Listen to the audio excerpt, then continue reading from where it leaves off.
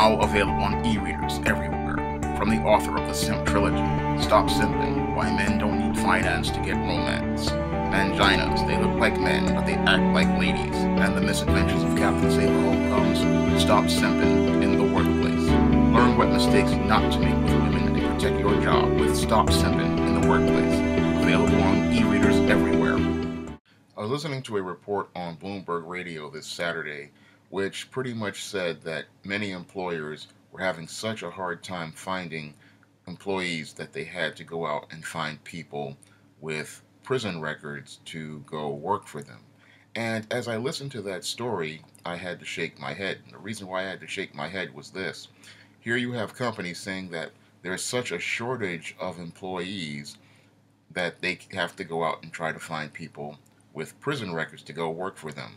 And when you listen to that story, it's pretty much a lie when you think about it, because there are people like myself who have been out of work for extended periods of time, who have been applying for jobs for years, and they're sitting there saying that they have a hard time finding qualified people without prison records.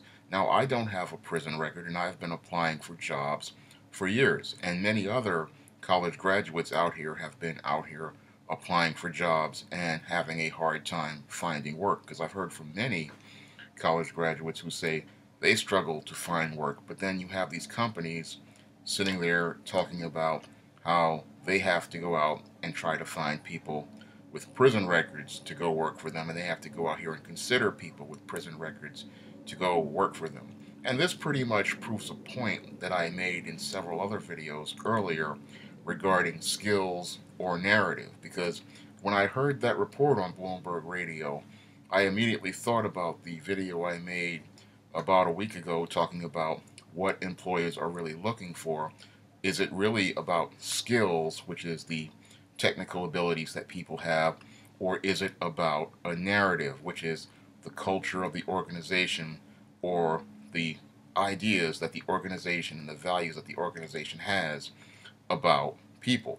And when I heard that story on Bloomberg Radio talking about how employers were saying they were having a hard time finding employees and they had to consider people with prison records, I immediately thought about the narrative, because this is all about trying to find people who fit a particular narrative. So they're looking for ex-offenders to go work for them because it fits their narrative.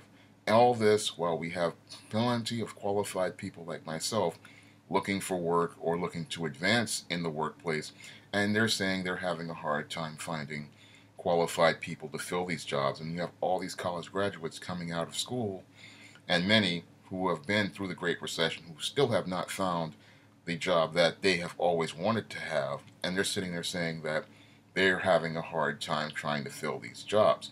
This, again, is all about narrative, and this is the big problem I've been seeing in the American job market over the last 7-8 years, is that many employers really aren't about trying to find the best qualified person to fill their positions.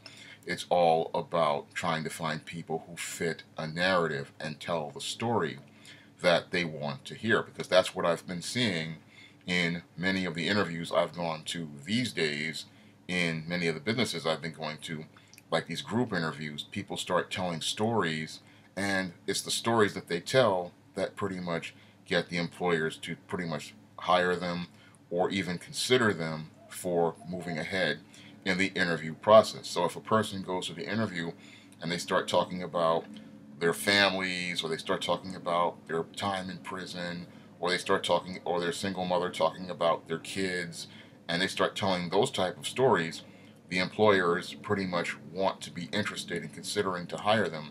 And they're hiring them because they fit a particular narrative that employer has regarding people, not about finding the best qualified person. So when I listened to that report again, I thought about this whole skills versus narrative that I proposed in my previous video, because that's what I'm seeing today, and that's what that report pretty much showed me. That when I look at these interview processes, it's more about finding people who tell the story that employers want to hear, and it's telling a story that will pretty much make them feel comfortable about having that person there. It's not about finding people who are going to have the skills that will help a company compete in the international marketplace or the general marketplace.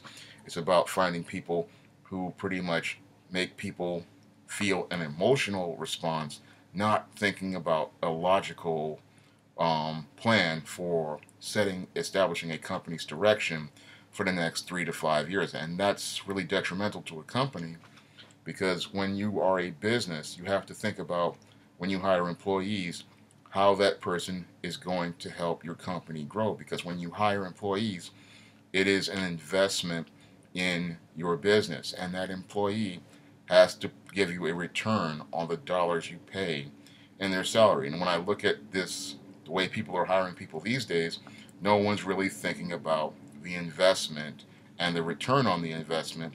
All they're thinking about is how they feel about a person and how a person makes them react emotionally. So everything in their hiring process is very emotional, and it's not a very logical process or an objective process. It's all about how people make you feel, because I hear from many people and they talk about how they want to like people. They want people that on their job that they like.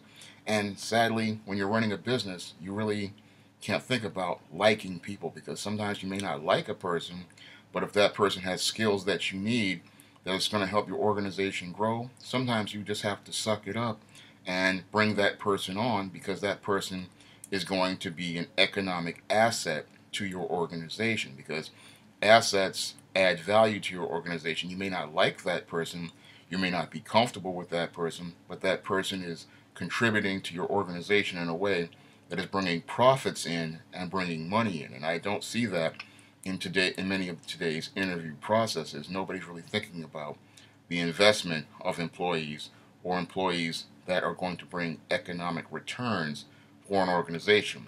These days, what I see in many interviews is an approach that's really focused on, that's more emotional, more about people's feelings, more about how people feel around people, more about people being comfortable, more about people fitting in and being social, and as I see it, a really junior high approach to hiring. And that's really a dysfunctional approach, because you really need to have some balance applied to it, because a business is not going to be a social place. A business is a competitive place. And when you're in a business, you are thinking about hiring employees. You really shouldn't be thinking about comfort or fitting in. It should be about finding people who are going to have the skills that are going to help your organization grow, and people who are going to contribute to the organization in a constructive manner. That's what really should be the primary focus, because you're not going to really like a lot of the people you work with, but you have to work with them. And you have to really get everybody on the same page as related to the goals of your organization. I really look at that after I listen to that report, I'm seeing that it's becoming more and more about narrative and not about skills in today's American job market. And that's really not really beneficial to most American businesses, because it shows me that a lot of businesses, their eyes are not really focused on the goals of pretty much trying to expand the business and meet profits. It's all about pretty much being comfortable and pretty much using a business to meet your emotional needs. And that really isn't what business is all about. Business is not about meeting your emotional needs.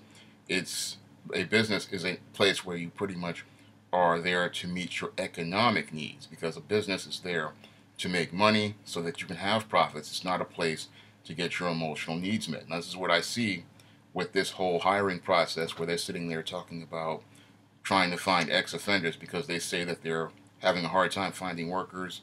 But there are plenty of qualified people like myself and many other college graduates out there who would be eager for a chance to go out here and work if a company were to give us that chance. But because we don't fit the narrative that that employer has, we are told that there is no positions available. And that's pretty much a backwards thing for a company to do. And I look at that whole approach, and again, it shows me how it's more about narrative these days and not about skills.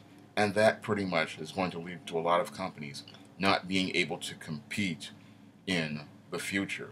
If you like what you see on this channel, you can support this channel through the Patreon by clicking the link in the description box. And if you want to try some of the books on the SJS Direct imprint, you can do so by clicking the link in the description box. That's all I have to say for this video. You can comment, rate, and subscribe.